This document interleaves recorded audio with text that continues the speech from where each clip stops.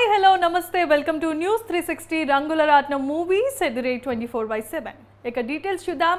ఆగని కల్కి 2898 AD collections.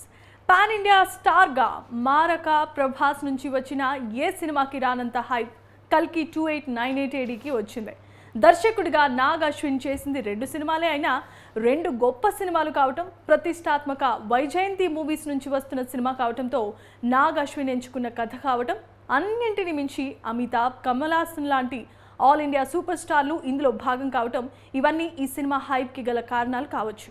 Cinema promotion విషయంలో కూడా వినూత్నమైన పద్ధతుల్ని అనుసరించారు చిత్ర యూనిట్. ఇక సినిమా రిలీజ్ అయ్యి ఇప్పటి వరకు ఉన్న అన్ని రికార్డ్స్ని బద్దలు కొట్టి కొత్త రికార్డ్ని సృష్టించాడు ప్రభాస్. ఇక ప్రస్తుతం ఈ సినిమా వసూళ్ల పరంగా బాక్స్ ఆఫీస్ బెంచ్ మార్క్లను సెట్ చేసేస్తోంది. ఈ మూవీ ఇప్పటికీ ఈ ఏడాదిలో అతిపెద్ద హిట్గా నిలిచింది. అలాగే ఉత్తర అమెరికాలో అత్యధిక వసూళ్లను రాబట్టిన విదేశీ చిత్రంగాను మారిపోయింది. ఇప్పుడు భారతదేశంలో అత్యధిక వసూళ్లు సాధించిన 4వ చిత్రంగా అవతరించింది. ఇప్పటి వరకు ఈ స్థానంలో ఉన్న షారుఖ్ ఖాన్ జవాన్ చిత్రాన్ని వెనక్కి నెట్టేసింది.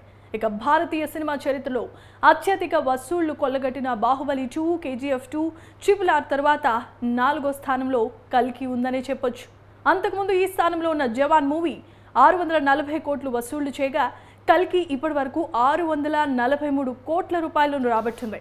ఇటీవలే షోస్ వల్ల ఉదయం మధ్యాహ్నం షోస్ నుండి ఎక్కువగా వసూళ్లు రావడంతో ఈ చిత్రం కలెక్షన్స్ 646 కోట్లకు చేరుకున్నాయి. దీంతో ఉత్తర అమెరికాలో భారతీయ సినిమాలో అత్యధిక వసూళ్లు సాధించిన 4వ చిత్రంగా రికార్డులకెక్కింది. కాగా ఈ సినిమా కొద్ది రోజుల క్రితమే ప్రపంచవ్యాప్తంగా 1100 కోట్ల మార్కును దాటిన విషయం తెలిసిందే. ఇక 1000 కోట్ల కలెక్షన్స్ రావడంతో ప్రభాస్ కూడా అభిమానులకు ప్రత్యేకమైన కృతజ్ఞతలు చెప్పుకొచ్చారు. అలాగే ఈ సందర్భంగా సినిమా అభిమానుల కోసం మేకర్స్ ప్రత్యేకమైన ఆఫర్ను కూడా ప్రకటించారు.